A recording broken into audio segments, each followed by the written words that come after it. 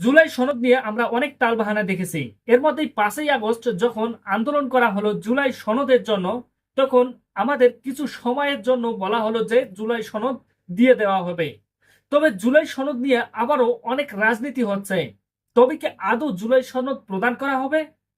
কি হতে যাচ্ছে বন্ধুরা, দেখুন, সাম্প্রতি সময়ে একটি নিউজ চলে আসতেছে, আর এখানে বলা হচ্ছে যে জুলাই সনদের চূড়ান্ত খসড়া কিছু বিষয় অসামান্য রয়ে গেছে।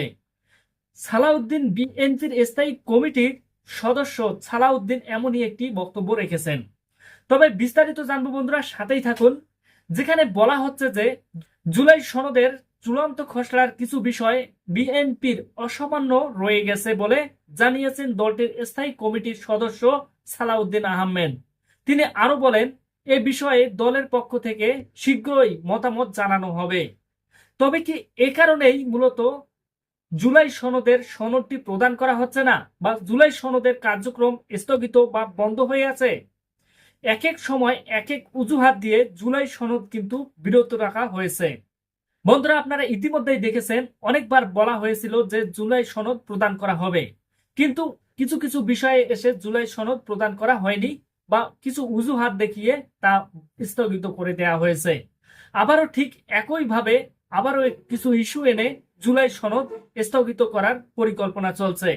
রোববার গণমাধ্যমকে এ বিষয়ে প্রতিবেদন জানাতে গিয়ে সালাউদ্দিন বলেন, গত শনিবার আমরা খসড়া হাতে পেয়েছি, নির্দিষ্ট সময়ের মধ্যে মতামত জানাবো।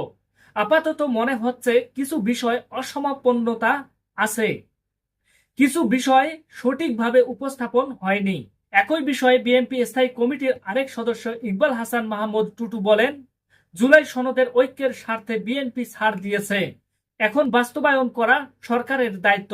আরো বলেন, সনদে সাংবিধানিক রূপ দিতে হলে সংসদে যেতে হবে, কিন্তু বাস্তবায়ন প্রক্রিয়া নিতে যারা নানা দাবি তুলছে তারা আসলেই ব্যর্থ সরকারের টিকে রাখার জন্য সহায়তা করছে। গত শনিবার জাতীয় ঐক্য কমিশনের রাজনৈতিক দলগুলোর কাছে বহুল প্রত্যাশিত জুলাই সনদের খসড়া পাঠিয়েছে। এতে সংবিধানের ওই আইনি বৈধতা নিশ্চিত করার প্রস্তাব রাখা হয়েছে। সনদে রয়েছে রাজনৈতিক ঐক্যমতের গৃহীত 84 দফার বিষয় এবং বাস্তবায়নের 8টি অঙ্গীকারনামা। তবে বাস্তবায়নের প্রক্রিয়া স্পষ্ট উল্লেখ নেই।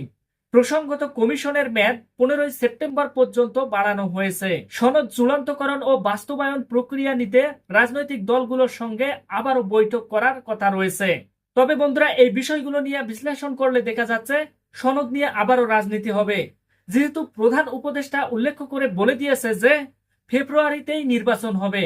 আর সেহেতু সনদ নিয়ে যদি এই টালবাহানা চলতেই থাকে, তাহলে সনদ নির্বাচনের পরে গিয়েও বাস্তবে রূপ নিবে না। বন্ধুরা, আপনারা এই সনদ প্রক্রিয়াকরণকে কিভাবে দেখতেছেন তা অবশ্যই কমেন্ট করে জানিয়ে দিবেন। ভালো থাকবেন, সুস্থ থাকবেন, খোদা হাফেজ।